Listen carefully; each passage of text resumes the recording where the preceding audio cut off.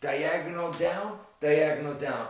Now, some people may have trouble just even with that, okay? So what I recommend is if you have to, just imagine that you have a chalk in your hand and you're drawing an X. That's what you're doing right in front of you. Imagine there's a chalkboard and you're going 1 and 2, a big old X in front of you, okay? And now you're gonna go to your stick, and when you do that with the Eskrima stick, I recommend start almost like the chalk and start just go 1 and 2. So the X that I made, you should be able to see the X that you made is like, let's say about this big, okay, like this tall, which Eskrima wise, that's pretty small. If you actually do that on paper, that's huge. That's a massive X, right? So start with that and just go 1 and 2, okay? See the line and make that X, and then if you start to get more comfortable with it, make it larger.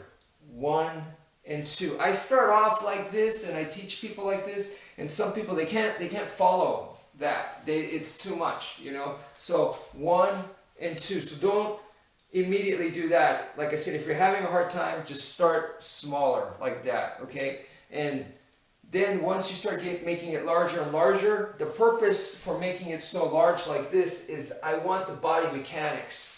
Boom, 1 and 2, 1 and 2, and then go outside and put in full swing motions, okay? And then you should be able to control that.